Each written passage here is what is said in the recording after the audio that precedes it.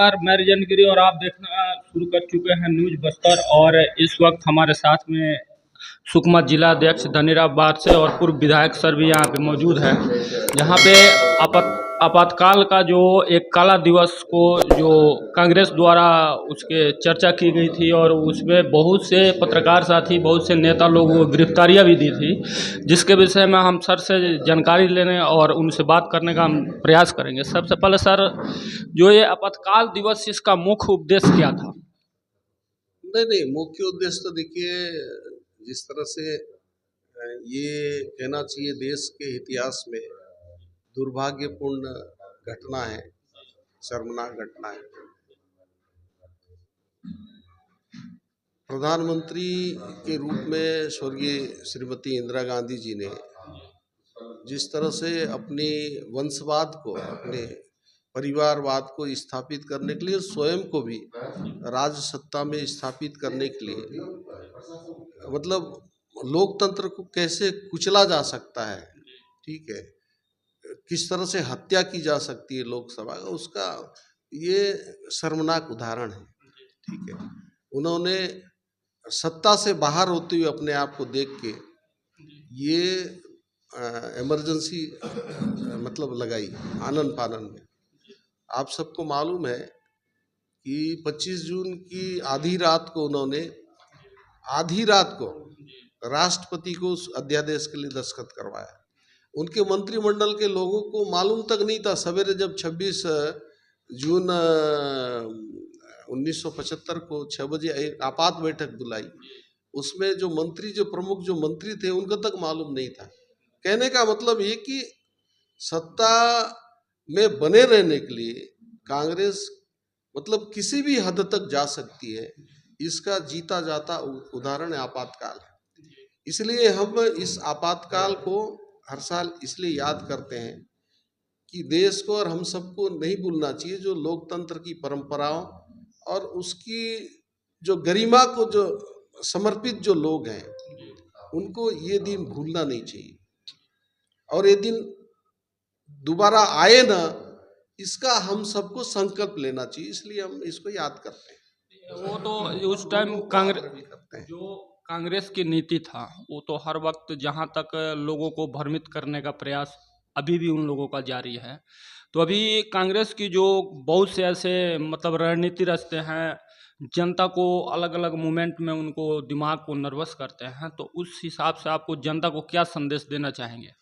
देखिए, जनता को तो संदेश ये है कि कांग्रेस जिस तरह से अभी आपने कल देखा लोकसभा में भी, वो संविधान को ले लेके घूमते हैं, ठीक है, और असली संविधान का हत्या करने वाले और संविधान को कुचलने वाले जो लोग हैं, आज संविधान को सिर में ढो के घूमते हैं। जबकि भारतीय जनता पार्टी, आप सबको याद होगा, हमारे प्रधानमंत्री जी जब पहली बार लोकसभा पहुंचे, तो उस लोकसभा का जो पवित्र मंदिर, हमारा जो संसद है, सर्वोच्च हमारा पंचायत है, उसमें सर्वप्रथम माथा टेका उन्होंने, साष्टांग दंडवत किया, ठीक है। तो और अभी जब नए लोकसभा में आप देखे होंगे, पूरा संविधान को लेके, ये संविधान को जिस तरह से अभी आपने पिछले दिनों भी देखा होगा कि भारतीय जनता पार्टी संविधान को खत्म कर देगी, दुनिया भर के ऐसे अनर्गल जो बात ये लोग करते हैं। जबकि भारतीय जनता पार्टी बार बार कहा, प्रधानमंत्री जी ने भी कहा कि अंबेडकर जी भी आ जाएं तो भी संविधान खत्म नहीं होगा, ना आरक्षण खत्म होगा, ठीक है।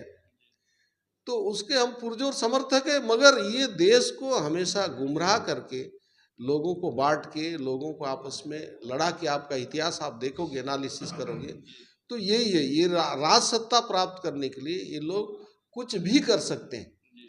तो इसलिए देश को समझना पड़ेगा और ऐसे जो बहुरूपीय जो लोग हैं, ठीक है, देश को जो छलने ठगने वाले लोग हैं, उनको देश को भी समझना पड़ेगा और समय आने पर ऐसे लोगों को बाहर निकालना पड़ेगा।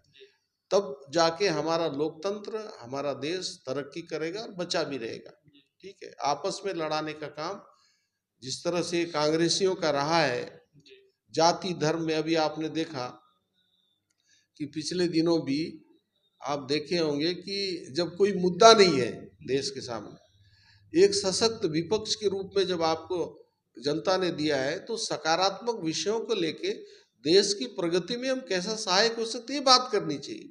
लेकिन आपने देखा कांग्रेस केवल और केवल नफरत और आपस में लड़ाने की बात करती है, लोगों को गुमराह करने की बात करती है, लोगों को भटकाने की बात करती है। ठीक है, ये अभी चरित्र रहा है कांग्रेस का एकदम। अभी सर अपना यहाँ डबल इंजन की सरकार है, और अभी ये बस्तर के हम बात करें तो बहुत ऐसे ग्रामीण क्षेत्र है जहाँ ये अभी तक विकास नहीं पहुँच पाया है। और हम लोग ग्रामीण क्षेत्रों तक पहुँचते हैं सर, और वहाँ की जो स्थिति हम देखते हैं, जो पहले की स्थिति था आज भी वैसे स्थिति है। तो इन बस्तर संभाग के लिए और बस्तर के लिए क्या आपकी राय है, जो अभी डबल इंजन की सरकार में उनकी विकास कहाँ तक पहुँचेगी? स्कूल, हॉस्पिटल और उनकी घर की जो प्रधानमंत्री आवास योजना है, कब तक मतलब उन लोगों को मिल जाए और उनको सुविधा मिल पाएगा? चलिए, ठीक बोल रहे हैं, आपकी चिंता जायज है। मैं तो देखिए भाई, मैं बस्तर का आदमी हूँ, इसी धरती का हूँ और उसी परिवार का हूँ। और मुझे तो सबसे ज़्यादा पीड़ा है ये सब चीज़ का, लेकिन हर चीज़ का समय होता है। सरकार का प्रयास लगातार आप देखे होंगे कि जब कांग्रेस तो हमारे लोगों को वोट बैंक्स बना के रखा है, आज भी रखा है, पहले भी रखा था। लेकिन हम ऐसा नहीं चाहते हैं।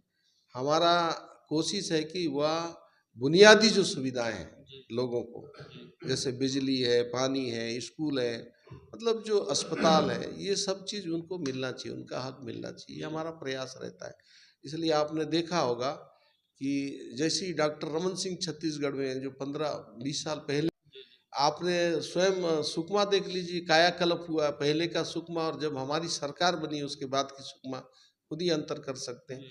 इसी तरह से गांव-गांव तक सड़क पहुंचाने का काम, बिजली पहुंचाने का काम, मोबाइल का जो नेटवर्क पहुंचाने का काम हमने किया है।